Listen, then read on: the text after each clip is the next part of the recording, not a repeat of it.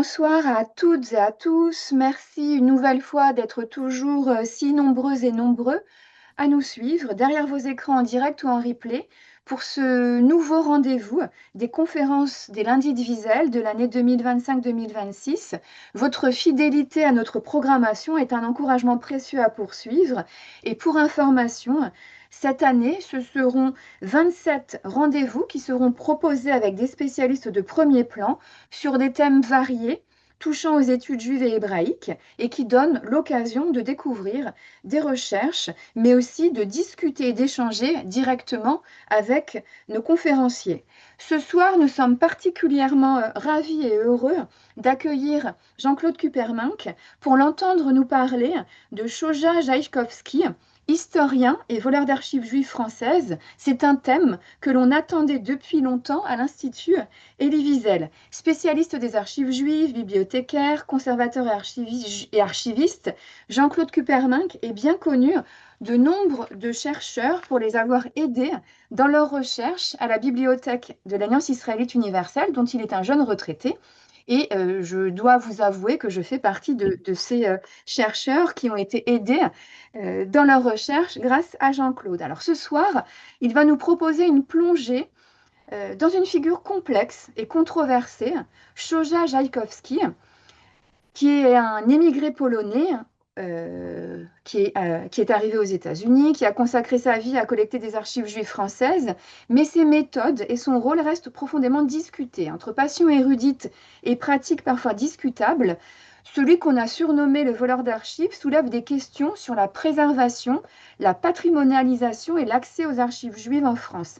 Alors sans doute que ce soir, Jean-Claude Kuperman nous permettra de comprendre différents points, le contexte historique et culturel de l'activité de Tchaïkovski, les enjeux liés à la collecte et à la conservation des archives juives françaises, les débats éthiques et historiques autour de ses méthodes et de son héritage, et puis enfin l'impact de ses actions sur la recherche contemporaine en études juives. Alors, en quelques mots, comment va se dérouler la soirée? Elle est articulée en deux temps inégaux, 1 heure 10 de conférence environ. Et puis 20-30 minutes consacrées à l'échange, à la discussion. Et pour cela, vous avez la possibilité d'inscrire vos questions dans l'onglet questions et réponses QR qui est en bas de votre barre d'outils. Et je me chargerai de relayer les questions. Pour celles et ceux qui souhaitent prendre la parole, il suffira de lever la main et j'ouvrirai vos micros. Concernant le replay, tous les inscrits, même ceux qui sont en direct ce soir du Zoom, eh bien, le recevront dès demain. Je crois que j'ai dit l'essentiel. La parole est à vous, cher Jean-Claude, et merci infiniment d'avoir accepté de traiter ce sujet pour nous. Merci Sandrine, bonjour à toutes et à tous. Bah oui, je suis heureux d'être avec vous ce soir pour essayer d'éclairer ce personnage tout à fait étonnant dans l'histoire des études juives qui était Chacha Tchaïkovski. Moi, je le prononce comme le musicien Tchaïkovski. Mais en plus, c'est même pas son vrai nom, donc on peut se permettre des choses. On verra donc un peu plus en avant sa personnalité. Comme bah, il s'agit d'histoire, il s'agit d'archives, il s'agit de sources, j'annonce tout de suite que beaucoup de ce que je vais dire est emprunté au travail d'une universitaire américaine, Lisa Moses-Lev, qui a publié il y a quelques années un livre entièrement consacré à Shosha Tchaïkovski. Et le titre de ce livre, c'était The Archive Thief, le voleur d'archives. Je vous le montre légèrement ici. Voilà, et ce livre donc est l'enquête la plus complète qui existe sur cette personnalité, sur ses actions et sur toutes les questions connexes. Et je résiste pas au plaisir de vous donner le sous-titre plutôt du livre de Lisa Moses-Lev, The Man Who Salvaged French Jewish History in the Wake of the Holocaust. Et presque tous les termes sont questionnants ou problématiques. L'homme qui a sauvé les archives juives françaises à la suite de l'Holocauste. Voilà, on va voir si est-ce vraiment l'homme qui les a sauvés, qu'a-t-il fait réellement et quels ont été les effets de son action. Parler d'archives, évidemment, ça va demander peut-être quelques précisions initiales et je vais essayer donc de vous donner déjà le plan, un peu le menu de ce que je vais vous dire. Le fil conducteur, disons, de ce propos qui va être en plusieurs étapes. Donc d'abord, nous essaierons de voir et de définir ce que sont les archives juives, pourquoi elles sont si importantes et en quoi elles sont problématiques aussi et ce qui les menace.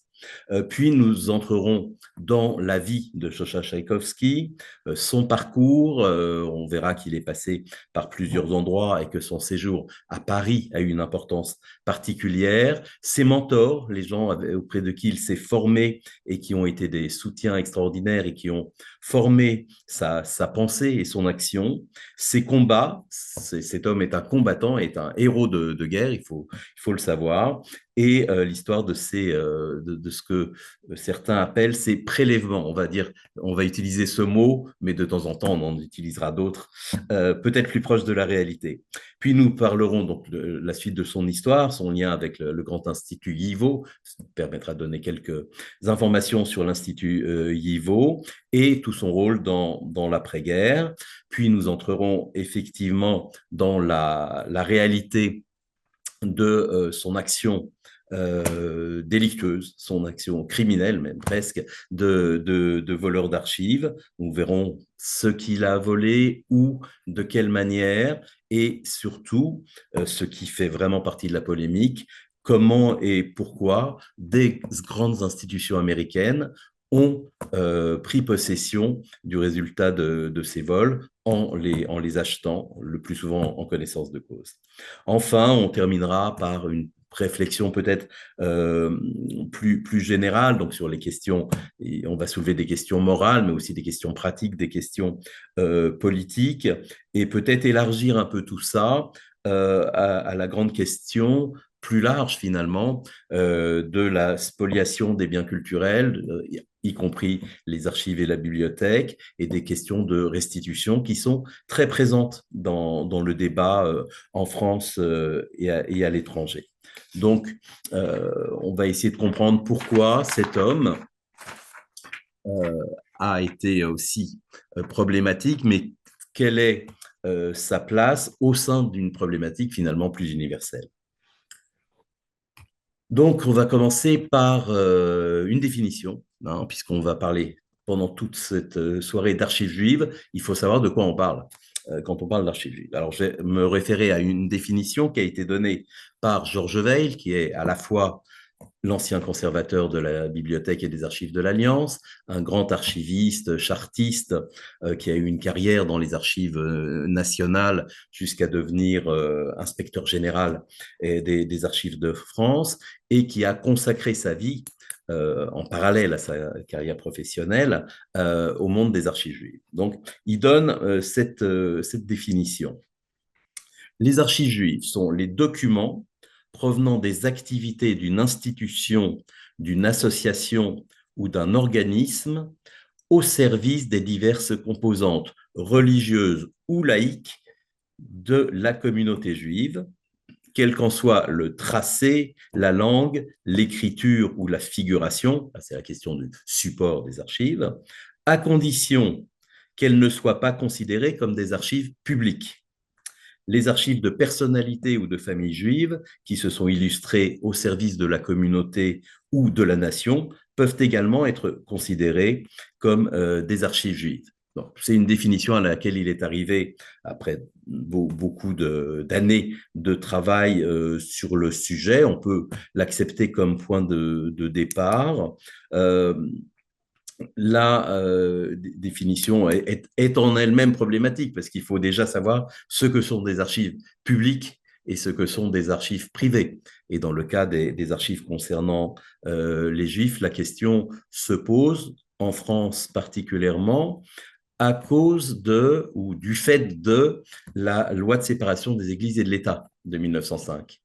Avant 1905, les biens cléricaux, ceux de l'Église catholique, mais aussi ce qui dépendait du protestantisme ou du judaïsme, étaient considérés comme des instruments de l'État. Donc, vous voyez, déjà, le public et le privé, ça peut se questionner. Alors, concrètement, de quoi on parle quand on parle d'archives juives? En fait, ce que veut dire Georges Weil quand il fait la distinction entre public et privé, c'est qu'on veut accepter la définition que des archives juives sont des archives produites par des juifs et pas des archives produites par une institution tiers, souvent un État, une municipalité ou autre, euh, qui parle des juifs. Un recensement des juifs fait par une municipalité, les lois antisémites de Vichy et leurs applications ne sont pas des archives juives a priori. Ce sont des archives concernant les juifs. Les archives juives, ce seront les archives contenues dans les lieux communautaires, donc déjà dans les synagogues, les consistoires. On va parler des registres de mariage, un registre de circoncision, par exemple est une archive juive, des actes de décès, les procès-verbaux des réunions des consistoires ou des différentes institutions, les correspondances trouvées dans ces institutions.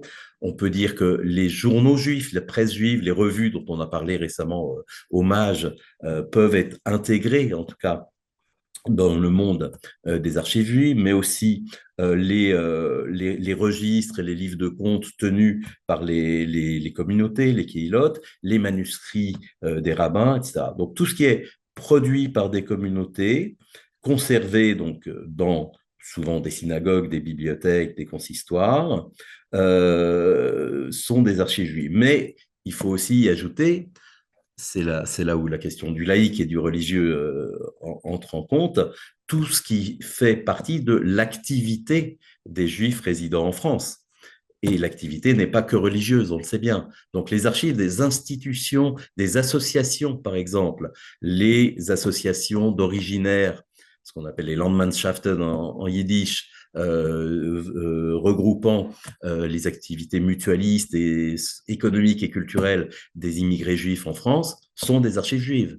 Les archives d'institutions comme l'OSE, l'ORT, l'Alliance israélite universelle sont, à proprement parler, des archives juives. Donc voilà, on a un peu euh, débroussaillé, disons, débroussaillé ce sujet.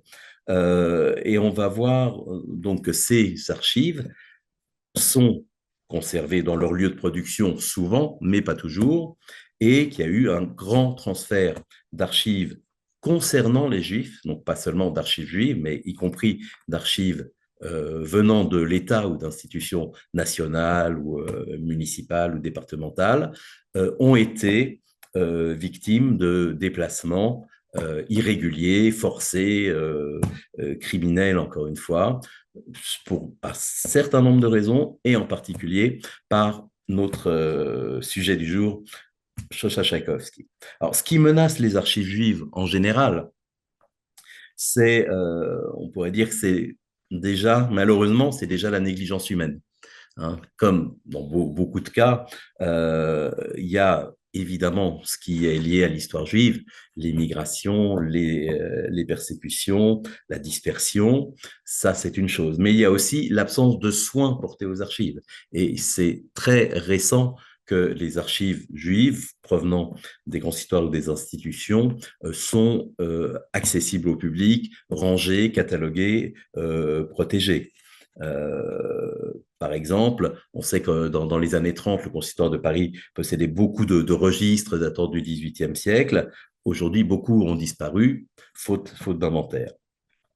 Les politiques, évidemment, ont un lien avec la conservation des archives. Donc, dans le cas de consultation, dans le cas des expulsions des Juifs, évidemment, des destructions volontaires. Et évidemment, il y a le cas de la Seconde Guerre mondiale avec, d'une part, l'action nazie et l'action de Vichy.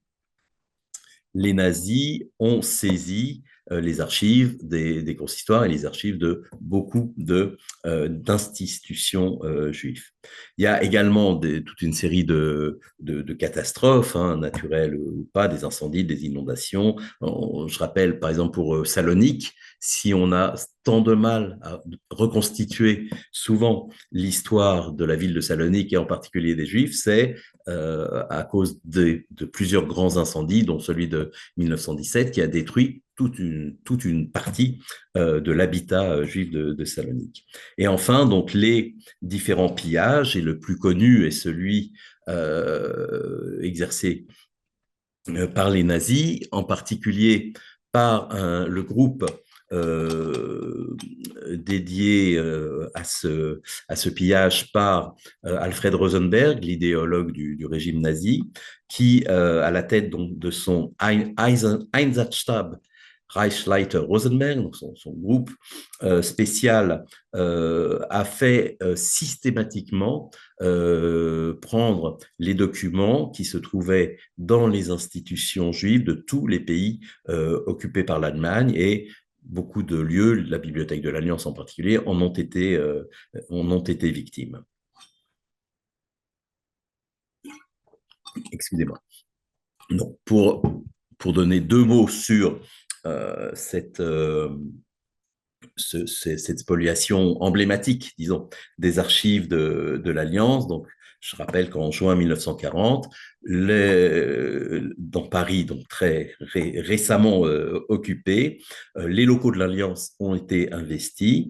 Au mois d'août, les nazis ont pénétré, enfin pas pénétré, ont organisé le pillage de l'ensemble de la bibliothèque très riche de l'Alliance israélite universelle. Ils ont fait de même au séminaire israélite de France, ils ont fait de même à la librairie Lipschutz, chez différents membres de la famille Rothschild et dans un certain nombre de grandes collections. Et ils ont pillé, emporté dans des camions des centaines et des centaines de caisses immenses qui se sont pour beaucoup retrouvés dans un institut pour la recherche sur les questions juives que les nazis avaient créé à Francfort-sur-le-Main. Mais c'est une autre, disons, partie de l'histoire qu'on racontera peut-être à un autre moment. Et à ce propos, il faut ajouter que une partie des archives que les nazis ont prises ont été, à la fin de la guerre, en 1945, récupérées par les troupes de l'armée rouge, par les troupes soviétiques. Et ces archives, donc les mêmes qui avaient été prises à Paris, ont été conservées ensuite pendant des décennies dans des archives spéciales à Moscou. Ce qui fait que le parcours de ces archives, celle de l'Alliance israélite l'ont subi, mais elle n'est pas la seule, ont été absolument extraordinaires avec un double vol. Mais ça fait partie du paradoxe, en fait, de ce pillage des archives. La grande historienne américaine Patricia Kennedy Grimstead dénoue un peu ce paradoxe en disant que les archives ont effectivement été pillées, mais que ce faisant, elles ont été conservées par les prédateurs, et en particulier par les soviétiques. Et là, une formule qui intéressera évidemment notre sujet de ce soir, ces archives ont été 2 fois pillées et 2 fois sauvées. Donc ça fait vraiment partie de tout ce paradoxe. Parlant de pillage, de vol d'archives, on va donc maintenant s'intéresser à notre héros, disons, du soir. Joshua Friedman, c'est son vrai nom, est né en 1911 à Zambor, dans un petit village de Pologne. Il vient d'une famille assez religieuse et assez pauvre. En mai 1927, il se rend à Paris, donc il a 16 ans, il est très jeune. Il se rend à Paris pour rejoindre ses frères.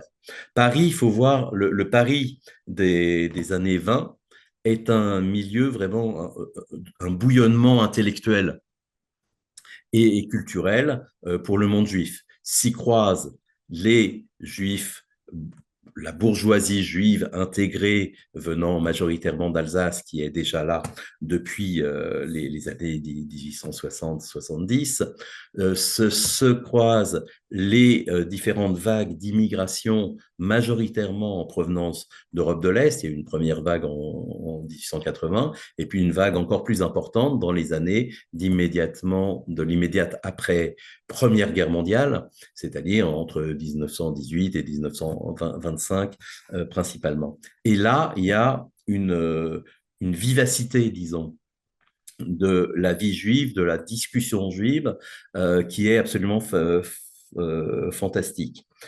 Et c'est dans ce foyer, disons, intellectuel que débarque le jeune Friedman.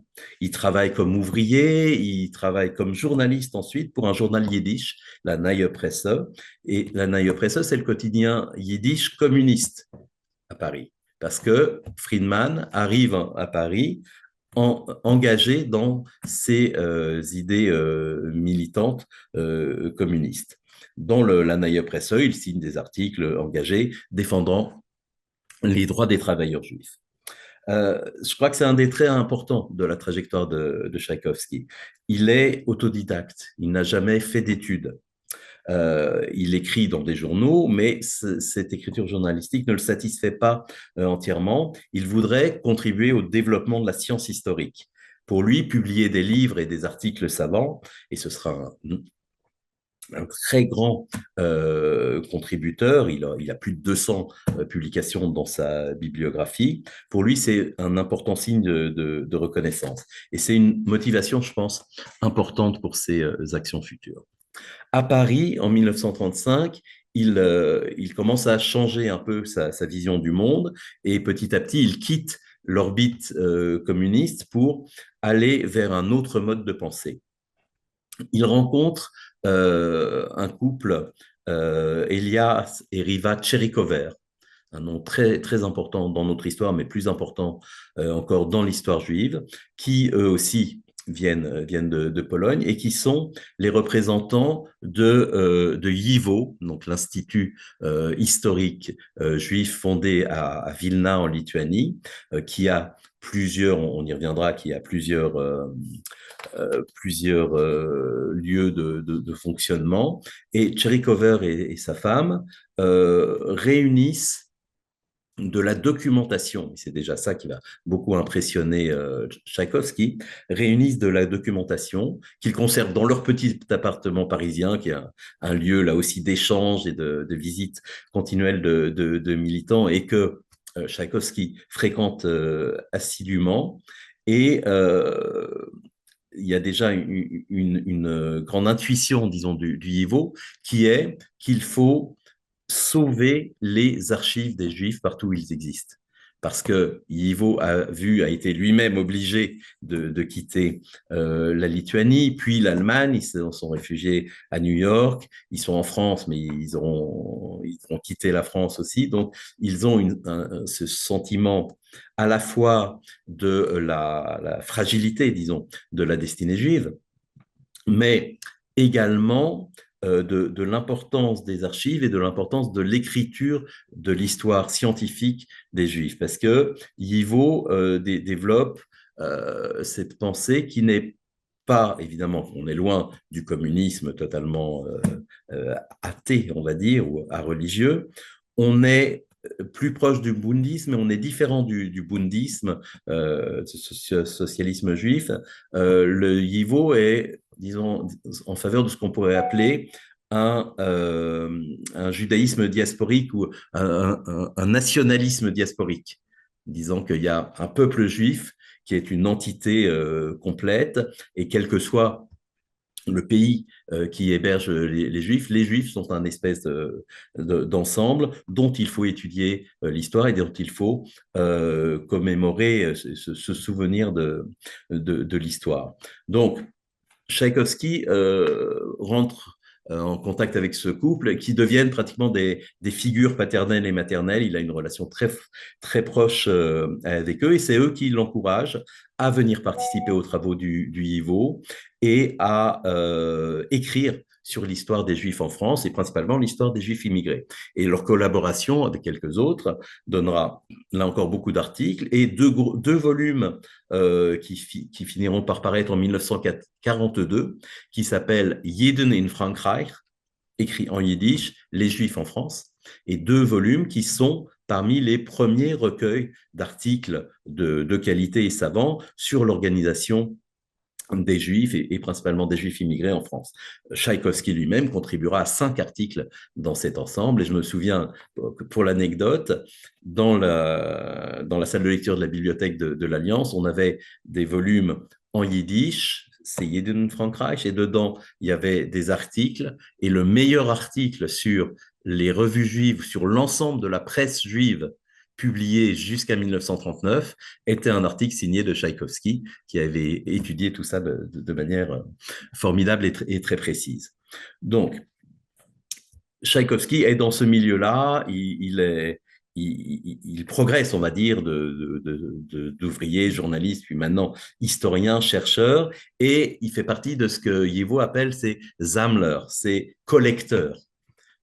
Pour Yivo, l'idée de collecter, rassembler des archives, où qu'elles soient, est vraiment très important. Et c'est comme ça que la collection de Yivo, qui est aujourd'hui très très riche, va se constituer. En septembre 1939, Tchaïkovski, étranger en France, hein, bien sûr, il n'y a pas de papier français, va, comme beaucoup, s'engager dès septembre 1939 dans la Légion étrangère, puisqu'il ne peut pas s'inscrire dans l'armée française. Il est combattant, il combat dans l'est de la France, et le 15 juin 40, donc parmi les derniers combats, avant l'armistice, dans Lyon, il est attaqué donc par une colonne de blindés allemands et il est grièvement blessé.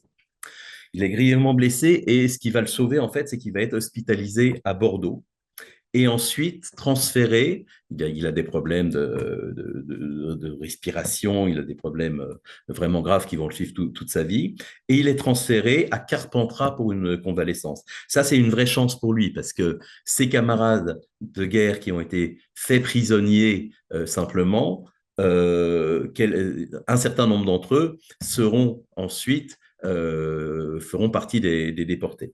Lui, il échappe à ça parce qu'il se retrouve donc à Carpentras. Et c'est dans cette ville du Vaucluse que commence, disons, l'histoire qui marquera sa vie, ses premiers prélèvements d'archives, ses premiers détournements d'archives.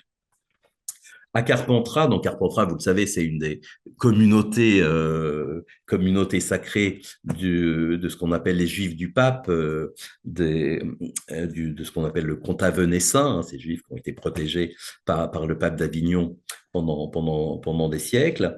Et il y a donc des traces encore, il y a encore des synagogues et encore une toute petite communauté juive. Et il se promène, il fréquente la bibliothèque municipale, les archives locales, et il commence là à arracher des pages des registres municipaux datant du Moyen Âge.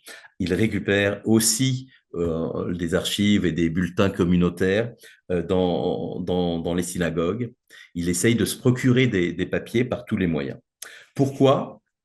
Et ça, c'est une des grandes motivations, évidemment, parce qu'il est convaincu que ces documents sont menacés, qu'ils sont voués à disparaître. On est en 1940, on est, enfin 40-41, la France est occupée, les Juifs sont menacés de toutes parts, les communautés du sud de la France, Carpentras en particulier, sont très, très faibles et quasi inexistantes. Donc pour lui, ce sont des archives qui vont tomber en déshérence. Et donc, comme il est convaincu de cette menace, il veut sauver, en fait, pour lui, c'est vraiment clair, il veut sauver ses archives.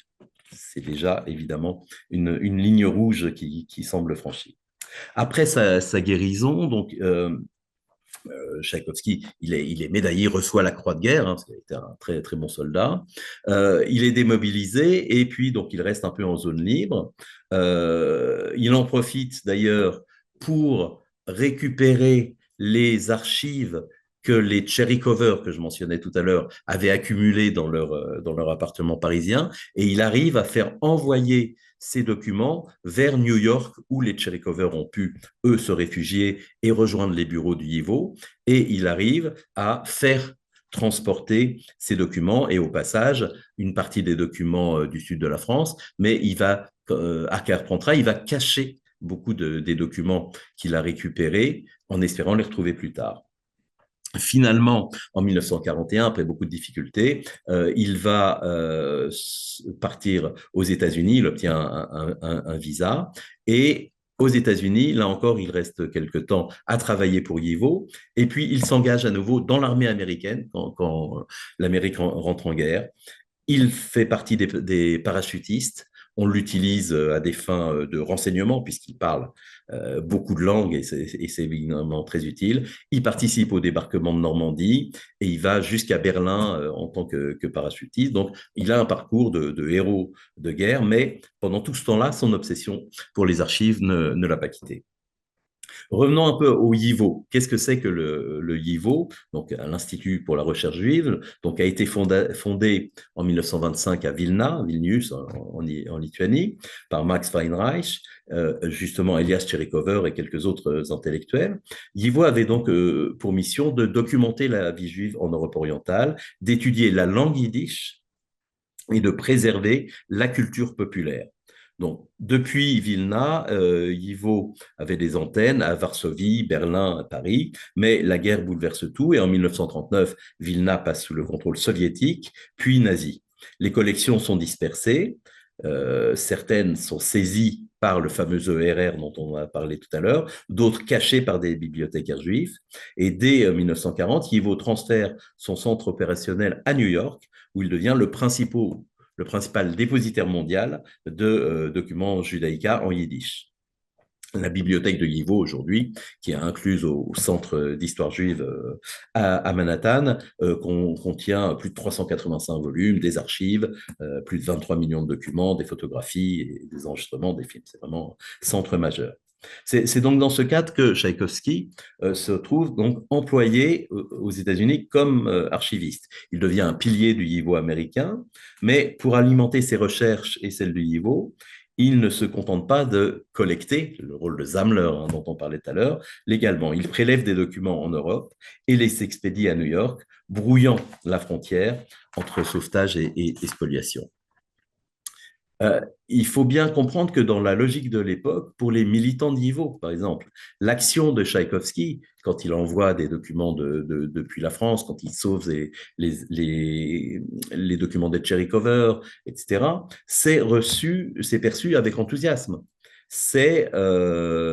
On salue son héroïsme pour avoir su faire parvenir à New York toute cette collection de documents et d'avoir vaincu beaucoup d'obstacles pour arriver à ça. Petit rappel quand même, qu'est-ce qu'ils avaient collectionné les Tcherikover, et ça aura son importance plus tard. Ils avaient documenté la persécution et les pogroms subis par les Juifs en Ukraine dans les années 20. Or, toute cette collection de documents, elle va servir un peu plus tard, on le verra, elle aura une importance, pardon, elle aura une importance dans un procès fameux dont on reparlera plus tard. Donc, c'est la notion d'archives qui ont aussi une importance dans l'actualité et dans le quotidien. Bon. Alors, si on l'a vu, Tchaïkovski arrive à se procurer beaucoup de documents à Carpentras, il va même ramener des objets, un rouleau de la Torah, une couronne de Torah, etc. En fait, comment il a fait pour récupérer tous ces documents à Carpentras? Bah, il a gagné la confiance des gens. Et c'est la technique qu'il va employer très souvent. Il parle aux gens, il leur annonce qu'il est historien, qu'il travaille pour le YIVO, etc. Et il arrive à leur faire prendre conscience que lui confier des documents, c'est faire une bonne action, en fait, pour les envoyer en Amérique et pour servir la cause de l'histoire juive. Le YIVO, donc, je l'ai dit, pense un judaïsme qui transcende un peu les frontières nationales. Et Tchaïkovski donc, est vraiment dans cette optique-là. Pour lui, en fait, la patrie des Juifs, finalement, on pourrait dire que c'est là où se situent leurs archives et là où la recherche historique peut se développer. Si, entre 40 et 41, à Carpentras, dans les circonstances qu'on a vues, on pourrait admettre avec des réserves que Tchaïkovski ait travaillé pour un sauvetage désintéressé des archives. Qu'en est-il à son retour en France, avec l'armée américaine d'abord? et ensuite à partir de 1946, puisqu'il est envoyé en mission depuis New York. À cette époque, Tchaïkovski opère de nombreux transferts d'archives, et en particulier, il met la main sur un lot important d'archives de l'UGIF, l'Union générale des Israélites de France. Donc, c'est institution créée par Vichy pour regrouper toutes les activités juives en France, et il met la main sur les archives de l'UGIF et il les envoie pour les USA. Et là, on peut déjà se poser plus de questions.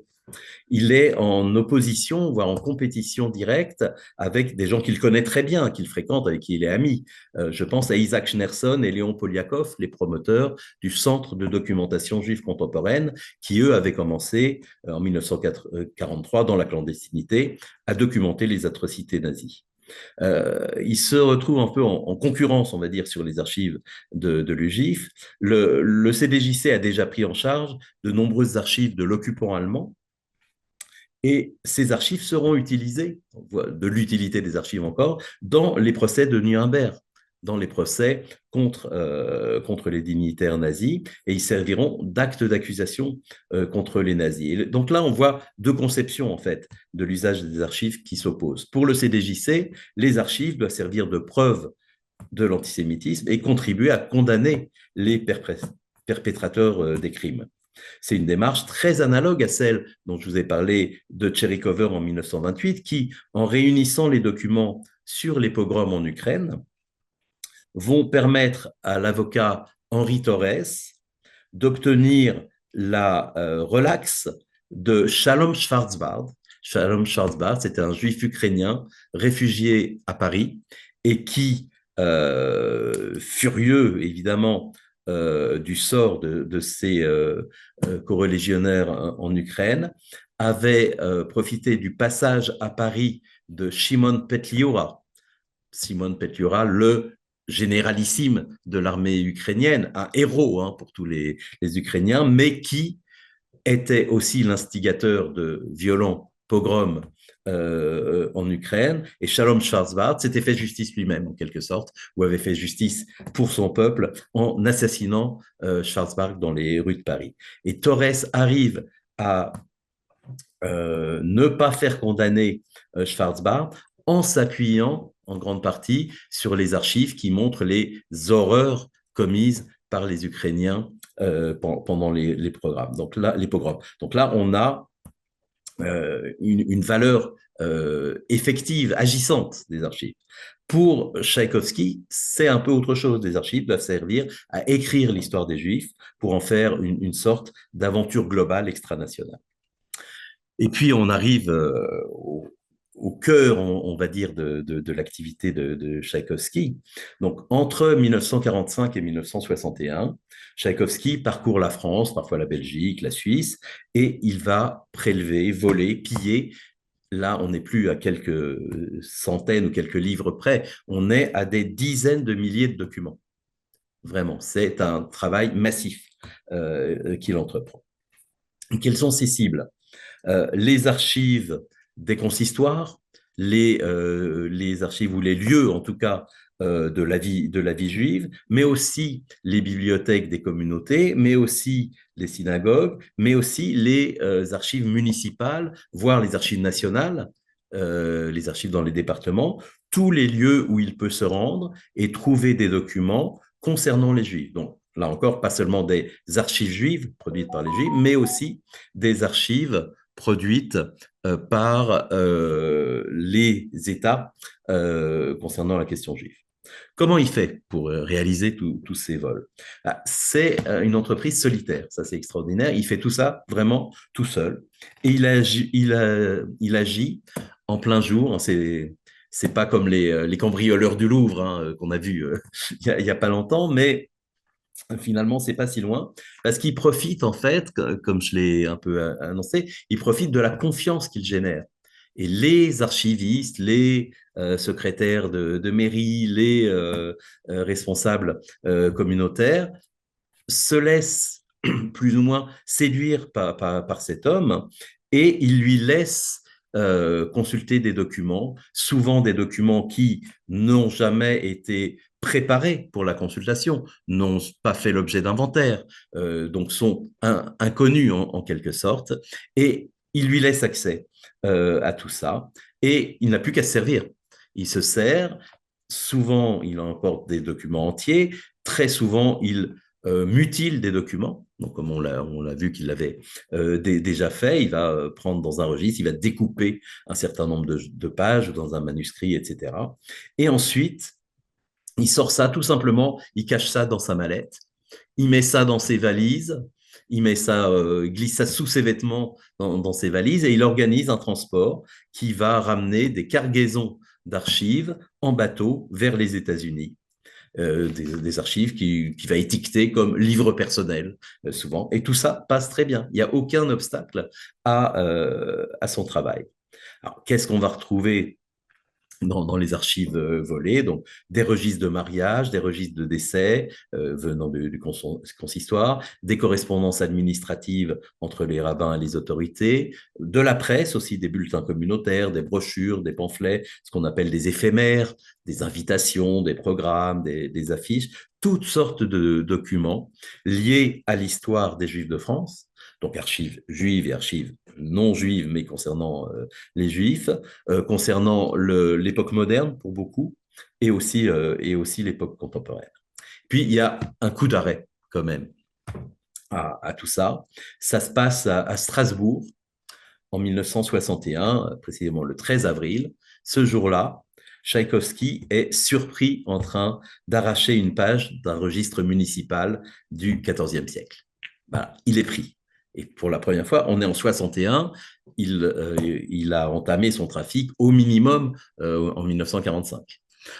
Et là encore, il avait bénéficié d'une certaine tolérance des archivistes, son sérieux apparent, la liste impressionnante de ses publications savantes et de ça, donne confiance. Mais ce jour-là, voilà, les circonstances vont le desservir. Ayant trop peu de temps pour poursuivre sa consultation dans les archives de la ville de Strasbourg, les archives doivent fermer, et je ne sais pas qui a l'idée un peu saugrenue de l'autoriser à sortir de la salle d'archives avec des documents pour aller travailler dans la salle de la bibliothèque municipale qui est dans le même bâtiment, hein, en disant, bah voilà, continuez à travailler là.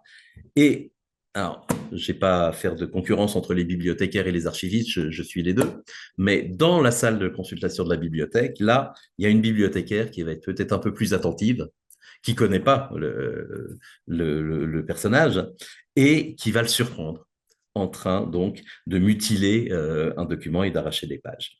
Alors tout de suite, elle appelle son responsable, on interroge Tchaïkovski et le responsable, M. Dollinger des archives, va se rendre dans la chambre d'hôtel de Tchaïkovski où vont trouver des dizaines et des dizaines de documents déjà volés. Mais là encore, quelque chose d'anormal se passe.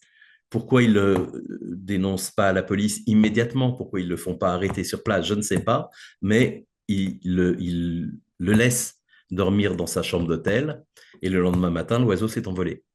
Il a passé la frontière avec l'Allemagne et il a disparu. Il repartira immédiatement aux États-Unis et on ne le reverra plus jamais en France. Il sera condamné par contumace, il sera jugé et condamné par contumace, et il aura une peine de 3 ans de prison et 5 000 francs, 5 000 francs d'amende. Et voilà. Donc là, on a enfin la preuve que Tchaïkovski, le brave Tchaïkovski, le bon Tchaïkovski, l'intelligent et besogneux Tchaïkovski qui a écrit tant d'articles intéressants sur les Juifs de France, est un voleur. Et là, on va donc un peu regarder dans les différentes collections et on s'apercevra qu'il a pratiqué ce pillage d'archives depuis les années 50 dans des collections publiques et privées. Il a utilisé ces documents. Alors, le premier usage des documents de Tchaïkovski, c'est pour lui-même. C'est dans son travail historique. Et vous vous rappelez, je disais qu'il avait peut-être ce complexe un peu de l'universitaire non reconnu. Il déniche des documents dont il fait usage pour écrire ses très nombreux articles. Donc, il publie en fait le contenu de ces documents sans jamais citer précisément ses sources. Et donc, il a écrit énormément d'articles sur les Juifs en France. Mais là encore, on est déjà dans ce qui est délictueux, mais on pourrait à peu près le comprendre. Mais ce qui va se passer sur cette longue période, c'est qu'il va monnayer ces documents auprès d'institutions qui, selon lui, pouvaient être intéressées par acquérir de tels documents rares. Revenons un tout petit peu sur les motivations de Tchaïkovski. Elles ont sûrement évolué avec le temps et elles sont multiples. J'en dégagerai quatre ou cinq, on va dire. Alors, d'abord, cette idée donc du nationalisme diasporique. Il n'y a pas de frontières, en fait. Et tout ce qui est produit ou fait ou concerne les Juifs va intéresser les Juifs partout. Donc, les questions d'État, d'appartenance, etc., ne sont pas trop le concerner. Je l'ai mentionné, le besoin de reconnaissance, donc l'idée de pouvoir publier des choses originales avant les autres est certainement une des motivations. L'intérêt financier aussi, évidemment, même si on ne peut pas dire, rien ne peut engager à penser que toute la carrière de Tchaïkovski est liée par ce rapport à l'argent, mais le fait est que il a des conditions de vie non pas misérables, mais pas très glorieuses, on va dire, aux États-Unis, et l'argent récolté par les ventes va avoir un intérêt pour lui. Je pense qu'il y a aussi quelque chose de l'ordre du ressentiment. Vous voyez, on fait quelque chose, il sait que c'est mal. Je pense, on n'est pas dans sa tête, mais je pense qu'il sait très bien que ce qu'il fait est délictueux, mais euh, il s'autorise peut-être à ce genre de choses parce que c'est un homme, je pense que c'est un homme frustré et qui pense qu'il n'a pas la place qu'il mérite dans un monde universitaire qui lui a fermé ses portes.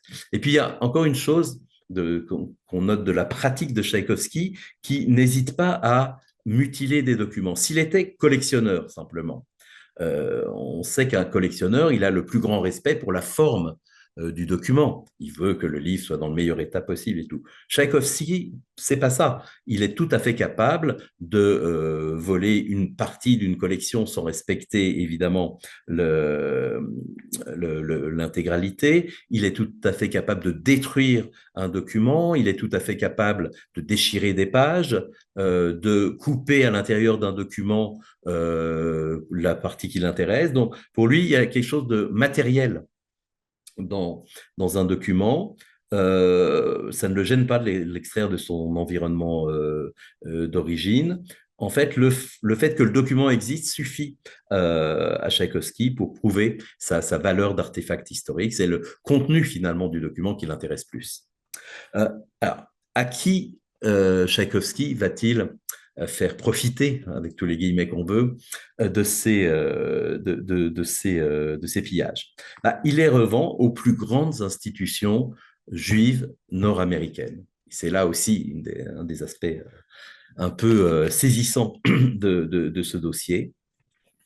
Il va vendre à Brandeis University. Brandeis, c'est dans le Massachusetts, une université de haut niveau réservée à la population juive pour faire un peu concurrence aux universités de la Ivy League qui étaient plutôt interdites ou très limitées pour les juifs. Bon. À Brandeis, le responsable des Special Collections, en 1968, c'est déjà tard, achète plusieurs milliers de documents provenant du consistoire israélite, du consistoire central de France. Alors, évidemment, là aussi, l'attitude des responsables d'archives évolue dans le temps.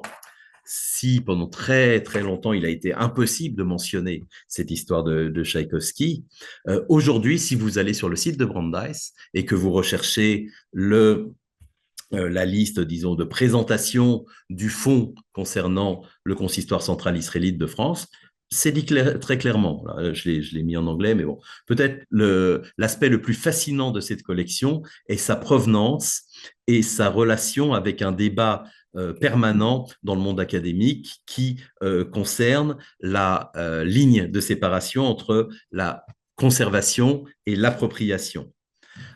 acheté de bonne foi par Brandeis. Alors évidemment, c'est Brandeis qui écrit et qui dit que c'est de bonne foi. Acheté de bonne foi par Brandeis il y a quelques dizaines d'années à un homme nommé Shosha Tchaïkovski. Cette collection est une des nombreuses collections similaires qui sont détenues aujourd'hui par des collections aux États-Unis. Ça, vous trouvez ça sur le site de Brandeis aujourd'hui. Donc, il y a une reconnaissance des faits. Mais ça n'a pas été simple, à mon avis, d'obtenir ça. Harvard University, autre très grande institution, qui n'est pas une institution juive, mais qui a une Judaica Division, un département juif très, très puissant, acquiert des pamphlets, des brochures, des journaux locaux, des manuscrits communautaires. Le Jewish Theological Seminary, un rôle très important, l'équivalent un peu du séminaire israélite de France, mais au niveau de tout le territoire américain pour le judaïsme conservatif, conserve des centaines de mètres linéaires de documents, dont un fonds qui s'appelle le fonds Tchaïkovski. Les notes propres de Tchaïkovski leur sont parvenues aussi, je ne sais pas s'il leur a vendu ou pas, et beaucoup d'archives universitaires originales. Vous en trouvez à Hebrew Union College à Cincinnati, vous en trouvez à Yeshiva University, et vous en trouvez à YIVO, bien sûr, sa maison mère, qui a reçu une grande partie du résultat des actions de Tchaïkovski. Et on en trouve aussi, et ça c'est intéressant, on y reviendra, aux archives centrales pour l'histoire du peuple juif à Jérusalem. Les archives centrales pour l'histoire du peuple juif, j'en reparlerai, ont un rôle non négligeable dans cette histoire. Alors, le côté, on va dire, essayons de voir le côté positif. On peut dire, et c'est la thèse que défend en partie Lisa Moseslev, que la présence de toutes ces sources inestimables concernant l'histoire des Juifs de France va permettre la naissance d'une école, on pourrait dire, d'une école universitaire de recherche américaine sur les Juifs de France. Et c'est une école qui se poursuit jusqu'à aujourd'hui. Lisa Leff en est elle-même l'héritière. Depuis Arthur Herzberg, Paul Hyman, Phyllis Albert Cohen, Frances Malino et beaucoup d'autres jusqu'à aujourd'hui ont puisé dans ces collections, donc ont trouvé, comment travaille un historien, Sandrine ne me contredira pas, il faut qu'il ait des sources. Et s'il trouve des sources nombreuses sur un sujet, il va s'orienter vers ce sujet. Donc, effectivement, toute une partie de l'historiographie des Juifs de France provient de ces chercheurs américains qui ont été alimentés pour grande partie par les archives volées par Tchaïkovski. Donc, on pourrait dire que qu'il a participé, il a contribué au renouveau de l'étude du judaïsme français. Mais il y a quand même une grave question d'éthique parce que on pourrait dire que on ne savait pas, ces documents nous parvenaient, on pouvait parler de la bonne foi, comme disaient les gens de Brandeis, mais quand on connaît ces documents, quand on les a vus, j'ai eu l'occasion justement de consulter une partie de la collection de Brandeis, vous avez sur ces documents, sans aucun phare, les tampons des institutions d'origine, les tampons du consistoire et d'autres, et les petites notes, les petites informations marginales écrites par Tchaïkovski lui-même, il a une écriture très reconnaissable, et vous avez plus souvent qu'à son tour, c'est-à-dire c'est pas rare, un petit tampon imprimé avec la signature Shosha Tchaïkovski en yiddish. Donc c'est impossible pour les gens qui ont acquis ces documents de ne pas avoir un doute au minimum sur leur provenance. Mais là encore, voilà, sauver une mémoire ou spolier un patrimoine, tout est dans cette question. Pour les conservateurs des bibliothèques et des archives juives américaines, là encore, la situation n'est pas exempte de zones grises, on va dire. Les grands professionnels, que sont par exemple Menachem Schmelzer et Nahum Sarna, ont une mission pour eux à remplir. Ils doivent constituer les collections documentaires les plus exhaustives possibles sur le monde juif, au bénéfice de la réputation de leurs institutions et de la recherche menée par leurs enseignants et leurs étudiants. Mais ce qui pourrait éventuellement être considéré comme un sauvetage dans les conditions de guerre, on l'a vu, est de plus en plus difficilement vu comme autre chose qu'un vol ou un trafic dans les années 50 à 60. Tchaïkovski va malgré tout continuer son action depuis les USA jusqu'en 1978. Il continue. Alors, plus en France, mais en 1978, il va se faire pincer à la New York Public Library en train de voler des documents. Et là, bon, on ne peut jamais expliquer complètement un geste de ce type, mais il a été clairement soumis à des graves difficultés psychologiques. Il est victime d'un isolement moral aussi qu'il a lui-même contribué à fabriquer. Il ne verra pas d'autre issue que de mettre fin à ses jours. Et Tchaïkovski se suicide dans sa chambre d'hôtel le 26 septembre 1978 à l'âge de 76 ans. Il s'est retiré lui-même finalement de tout type d'accusation ou de procès. Donc, on a vu, il y a une vision qu'on pourrait qualifier de bienveillante des actes de Tchaïkovski, qui est partagée par beaucoup d'acteurs américains de l'affaire. Mais elle n'est évidemment pas partagée partout, et en particulier en France. On a vu que donc Tchaïkovski a parcouru la France entière, Carpentras, Avignon, Metz, Strasbourg, Bordeaux, Bayonne, Paris, et donc sa tâche est largement facilitée par la piètre organisation des archives juives de l'époque. Souvent, les documents qui concernent les juifs dans les collections juives et les autres ne sont pas considérés de manière particulière. Dans les cas des institutions juives qu'il visite, le problème est aussi virulent du fait que très peu de ces institutions, le consistoire de Paris, le consistoire central en tête, se sont préoccupés de leurs archives.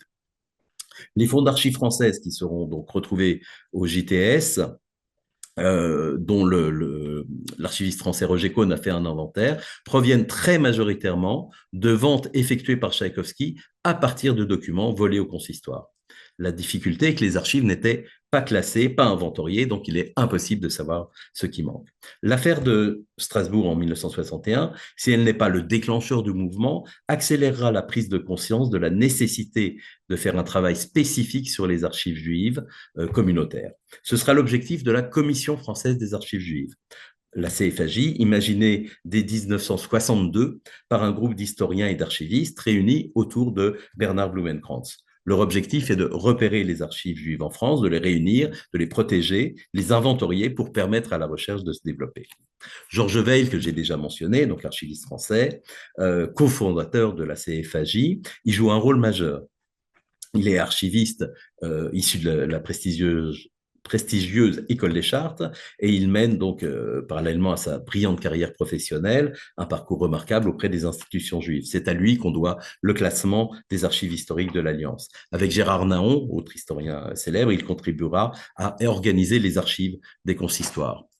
Très jaloux, disons, de l'idée de la tradition française de l'archivistique, Georges Weil a peu d'estime pour les méthodes employées par ses collègues aux États-Unis ou dans le jeune État d'Israël. Georges Weil a croisé Tchaïkovski en tant que jeune archiviste dans son travail, en particulier à Bar-le-Duc, et il a établi une correspondance aimable avec lui. On a récupéré, après sa mort, les archives de Georges Weil, et il y a quelques lettres échangées avec Tchaïkovski.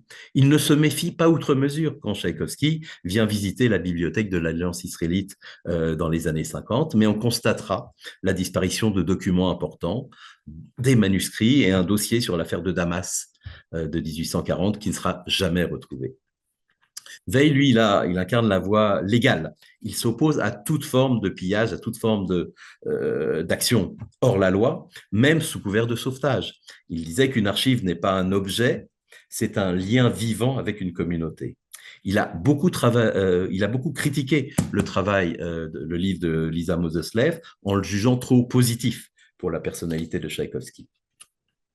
En arrière-plan du cas Tchaïkovski se situe aussi une lutte pour la prééminence sur les archives juives. À l'issue de la guerre, de la Seconde Guerre mondiale, la croyance aux États-Unis que le judaïsme européen est mort, qu'il ne faut pas compter sur lui pour protéger ses biens et ses archives est vivace. Parallèlement, le jeune État d'Israël s'est donné pour mission d'être le dépositaire de toute la mémoire juive du monde. Donc on verra bien ces tendances à l'œuvre quand il s'agira, par exemple, de restituer les monceaux de livres et de documents retrouvés après les pillages nazis, réunis en particulier par les Américains dans le dépôt d'Offenbach.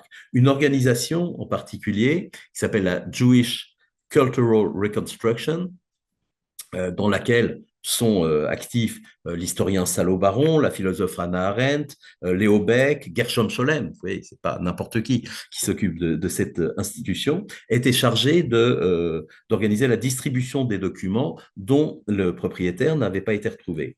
Et la Jewish Cultural Reconstruction pardon, a favorisé l'envoi des documents vers Israël et vers les États-Unis. L'État d'Israël a également créé de son côté les archives centrales pour l'histoire du peuple juif, un institut qui existe encore aujourd'hui, intégré maintenant à la Bibliothèque nationale d'Israël, qui a été destinataire de milliers de pages d'archives, de millions de pages d'archives des Juifs ayant été déplacés de toute l'Europe et aussi des pays musulmans après la décolonisation et la création de l'État d'Israël. Donc ce contexte renforce la possibilité pour les directeurs des bibliothèques juives américaines dont on a parlé tout à l'heure, d'accepter finalement des documents sans être trop regardants sur leur provenance. Ah, donc là, on a un peu vu le cas Tchaïkovski, mais je voudrais, pour finir, essayer de l'intégrer dans un panorama plus large parce que voilà, le destin des archives en général et des archives juives ou concernant les juifs en particulier, c'est pas une histoire qui se termine avec la mort de Tchaïkovski, évidemment. Je vous donnerai deux exemples. Un relativement récent, la guerre en Irak en 2003, les troupes américaines, après la chute de Saddam, découvrent des archives juives dans les sous-sols des services secrets irakiens. Et ces archives vont être, sans autre forme de procès, saisies par l'armée américaine, emportées aux États-Unis, restaurées, je crois qu'elles sont numérisées aujourd'hui, et sans qu'il y ait eu beaucoup de questions posées. En fait, là, on était clairement dans une sorte de sauvetage, puisqu'il n'y a plus de juifs en Irak pratiquement, donc il n'y a pas de questions, disons, à se poser sur le fait que le meilleur moyen de protéger ces archives est de les emporter aux États-Unis. Mais qu'en est-il de la présence juive, la mémoire de la présence juive en Irak? Et évidemment, cette question se repose dans beaucoup de pays. Voilà, c'est des questions qui se posent et le changement politique en Irak va peut-être faire évoluer aussi ces questions. Je prendrai un exemple plus ancien, différent, mais là aussi, on parle de transfert massif de documents. La fameuse Guéniza du Caire. À la fin du 19e siècle, des savants européens découvrent des milliers de fragments de textes, principalement en hébreu, dans la vieille synagogue, la synagogue Ben Ezra du Vieux Caire. L'historien anglais Salomon Schechter en expédie des caisses et des caisses, vraiment des quantités immenses, à l'université de Cambridge. D'autres fragments vont partir à New York, à Jérusalem, à Saint-Pétersbourg, à Paris.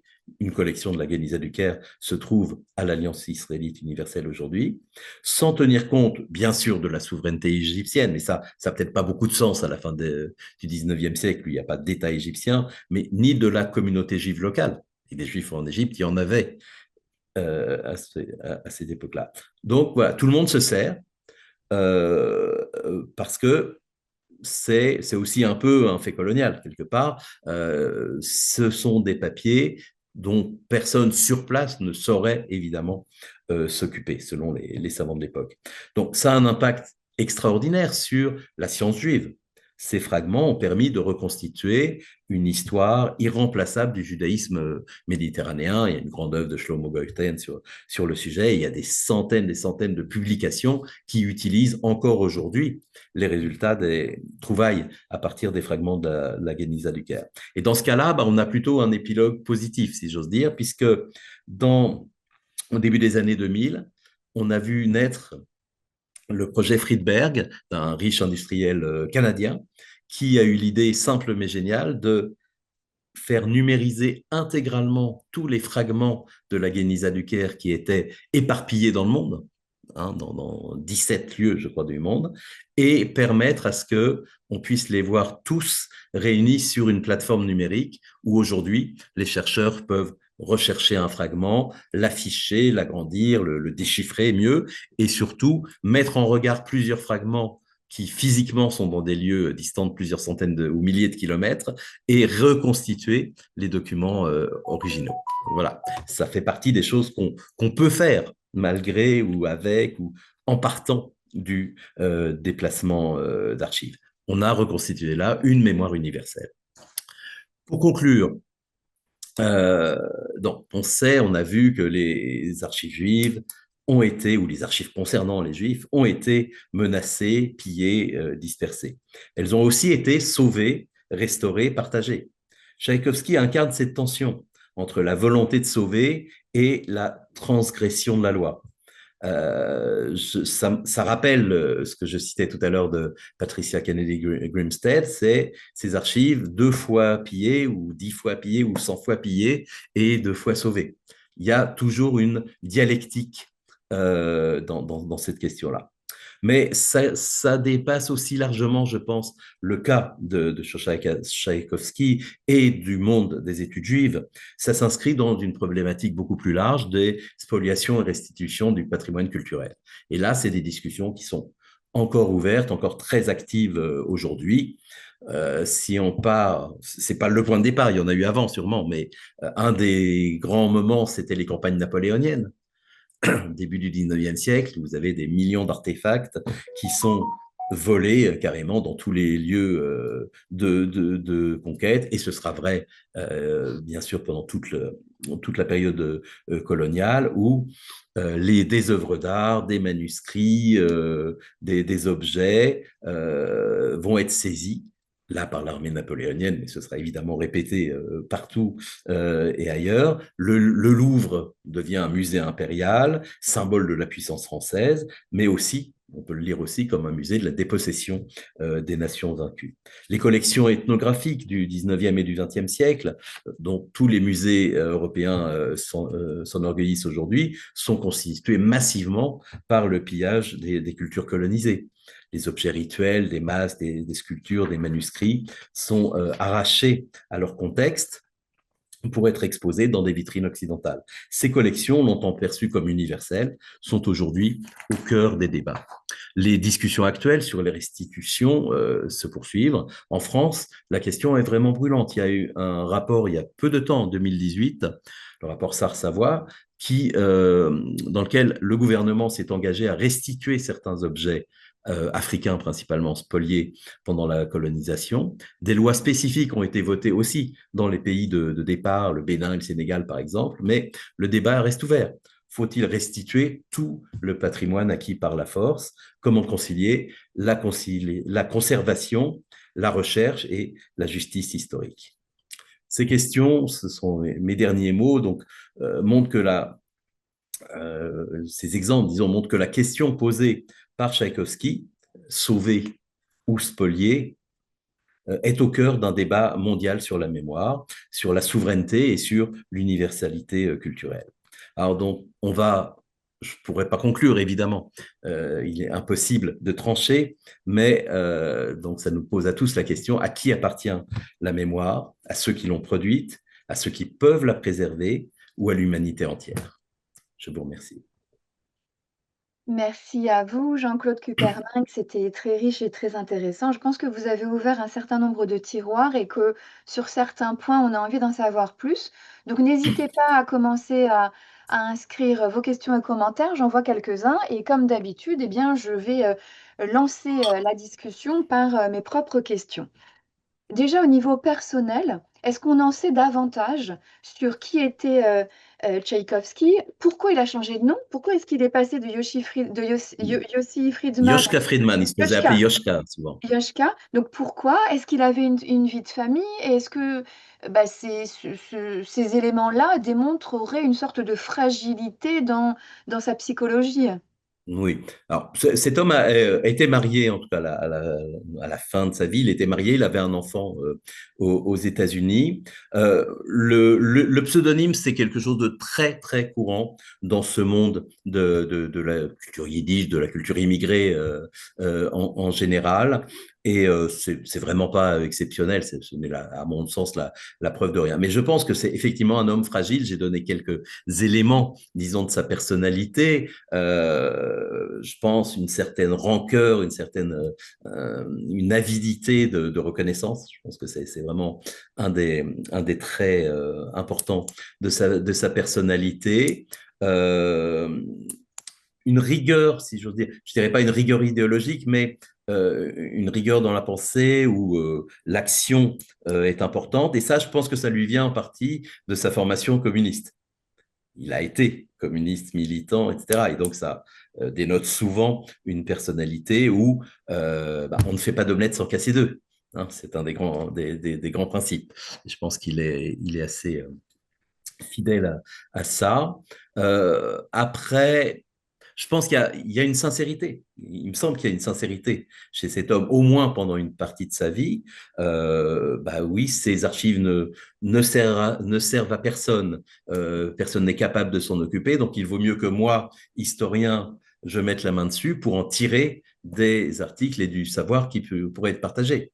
Je pense que c'est une de ses motivations. Mais cela se mêle quand même à voilà, un substrat moral assez déficient, on pourrait dire. En tout cas, il n'y a pas il avait sans doute pas un surmoi très développé sur cette question-là, où je pense qu'il se croyait quelque part tout permis.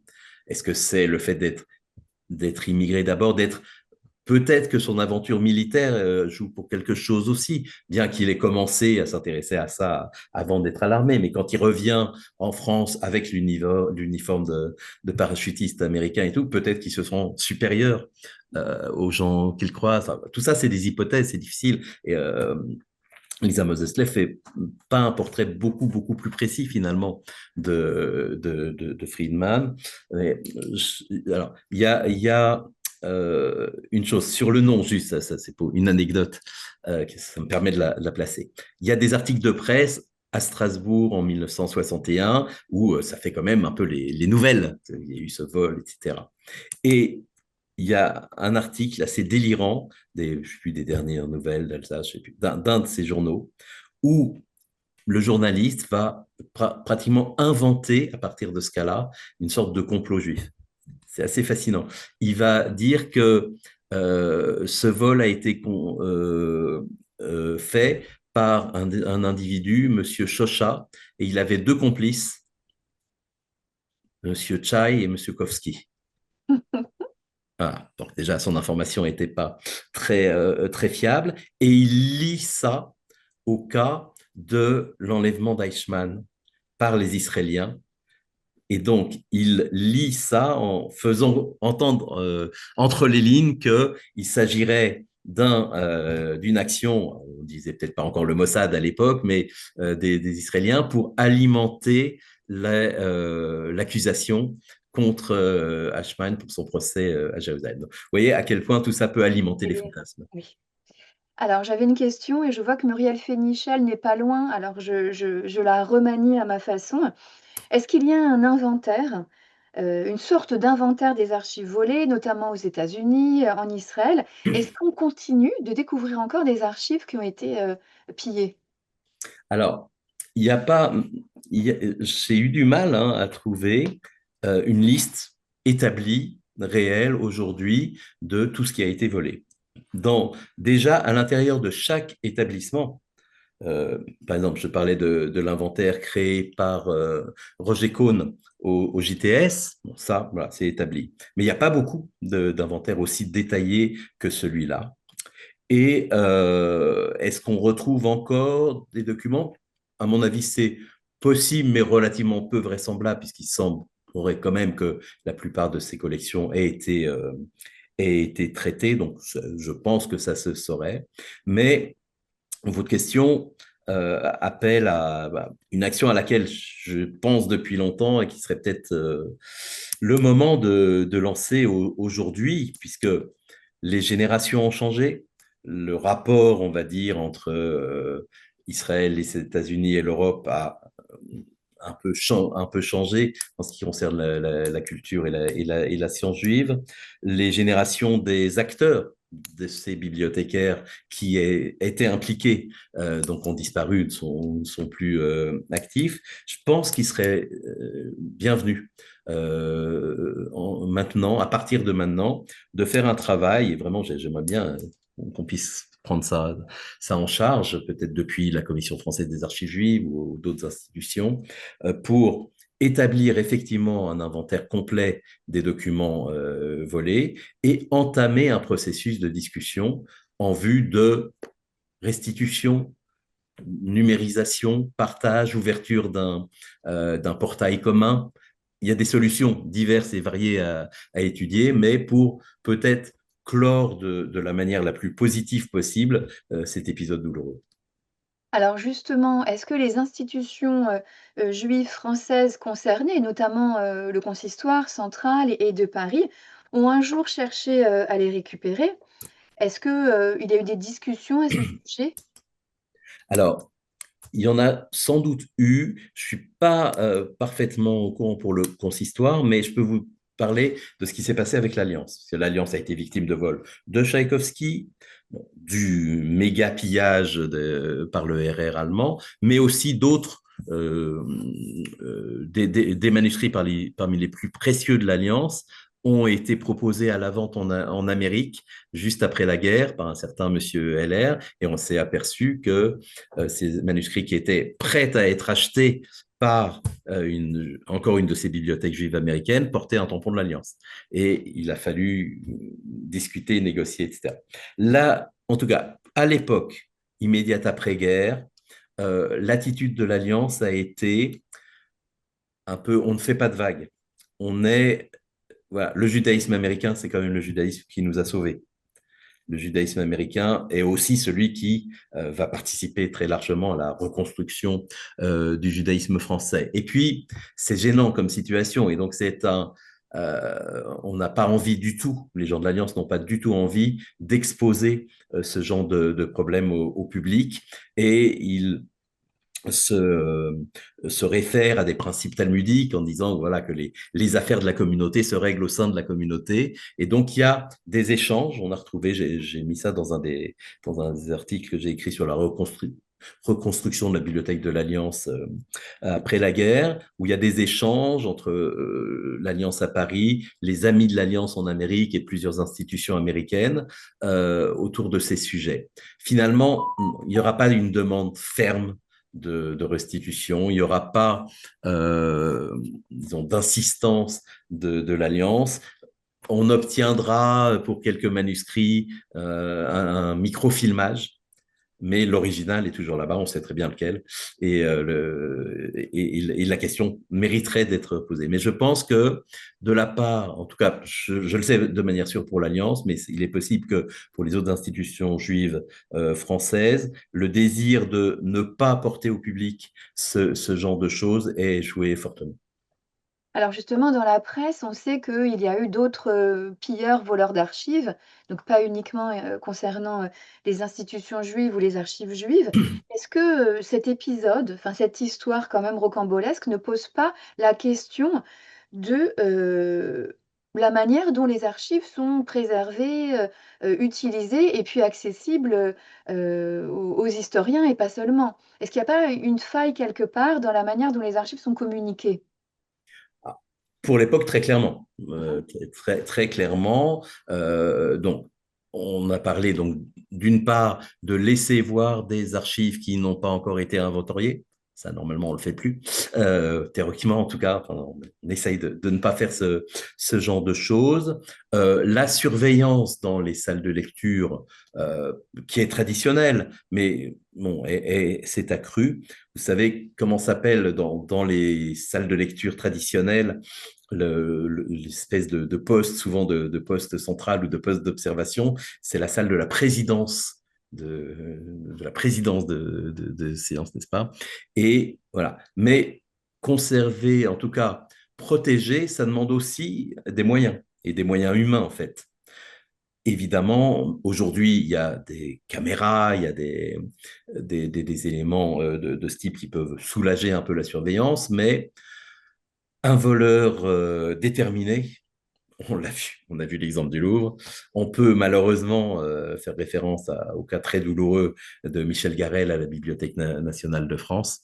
Oui. Voilà, il est toujours possible pour quelqu'un de déterminé de déjouer les surveillances et c'est une inquiétude évidemment des conservateurs. Donc, on met en place tout ce qu'on peut, à commencer par la surveillance, euh, le fait de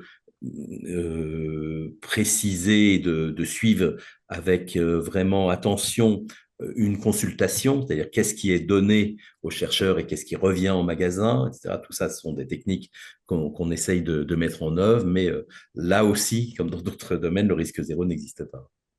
Alors, à part les archives exceptionnelles, est-ce que la solution, c'est ce que vous disiez, c'est pas finalement la numérisation qui permet et facilement d'avoir accès à ces archives et puis de les communiquer aussi très, très aisément? Bien sûr, c'est un élément extraordinaire aujourd'hui qui joue sur les deux aspects, c'est-à-dire la protection des documents dans la mesure où on n'a plus besoin de les montrer physiquement, sauf de manière exceptionnelle pour des expositions ou pour des travaux bien précis à la Bibliothèque de l'Alliance, même si les manuscrits ou les archives sont numérisés en grande partie. Il peut nous arriver de faire suite à la demande d'un chercheur très spécialisé qui veut examiner l'objet, un manuscrit médiéval, veut voilà, travailler sur le parchemin, l'encre, la reliure, etc. Et là, on l'autorisera à le consulter. Mais ce sont des demandes exceptionnelles et effectivement, la numérisation, quand elle est de qualité, et c'est de plus en plus souvent le cas, permet à tout un chacun voilà, de bénéficier de ces documents et ça permet de les protéger, disons, de les mettre au secret, on va dire, pour éviter qu'ils soient déplacés. Vous donniez en introduction la définition des archives de Georges Veil.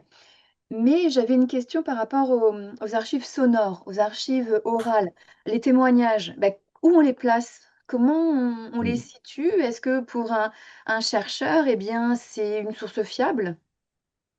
Alors, il y a plusieurs questions. D'abord, c'est pointer le fait qu'effectivement, Georges Veil avait en vue les archives classiques sur un support papier, mais tout peut faire archive.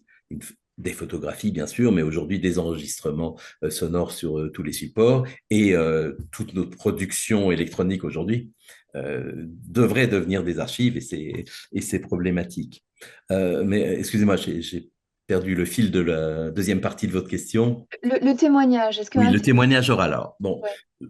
évidemment, donc, après de très longues et nombreuses discussions, je pense qu'il est admis aujourd'hui que c'est un élément très important dans la recherche historique, avec à la fois la connaissance de son importance et de sa critique. Annette Vieviorka, par exemple, a beaucoup écrit dessus, sur la manière dont le témoin, selon les circonstances, selon la date du témoignage par rapport à l'événement, etc., peut apporter des éléments supplémentaires et aussi des éléments d'erreur, de fausseté d'interprétation, etc. Mais à mon sens, ce sont des archives.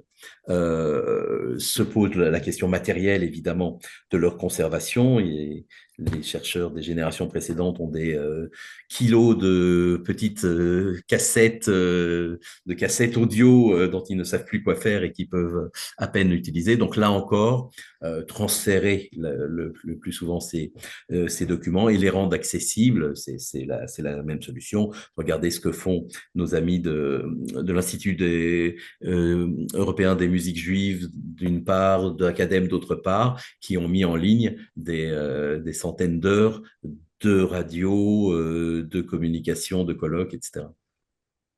Alors Michel, qui vous remercie pour ce brillant exposé et puis qui ouvre aussi la discussion sur un sujet un peu plus vaste, celui des archives en général. Elle nous explique qu'elle essaie de reconstituer son arbre généalogique, qui est très compliqué, et il lui est très difficile d'obtenir des documents de Pologne, parce que certains documents ont disparu. Mhm.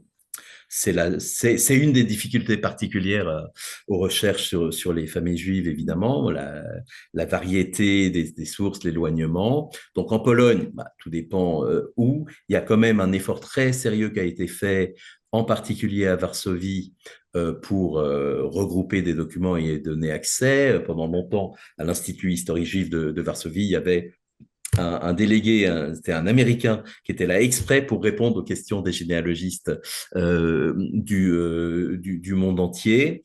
Donc la question se pose à chaque fois. Alors moi, je suggère d'abord le recours aux associations de généalogistes. En France, on a le Cercle de généalogie juive qui partage des méthodes pour progresser. Et puis, moi, j'ai fait l'expérience, par exemple, un groupe américain s'est constitué et dépouille frénétiquement les archives d'une région de Pologne. Donc, voilà, c'était la région de naissance de ma famille, et fait un travail bénévole extraordinaire où ils vont voir des archives sur place, dans les archives municipales les plus reculées, et les copient et en font bénéficier leurs adhérents. Donc, il faut tenter ce genre de choses, mais moi, je suggère vraiment le recours au cercle de généalogie juive pour la France et à l'association qui s'appelle Avoteinu, euh, qui est américaine et qui fait beaucoup de recherches aussi.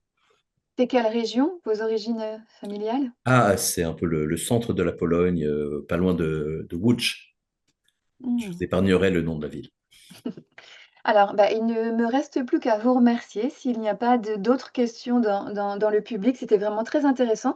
J'espère que Jean-Claude, on vous retrouvera pour un autre Volontiers. sujet prochainement. Merci beaucoup au public et merci Jean-Claude. À très bientôt. Merci. Ne ratez pas Claude Birman, il est passionnant.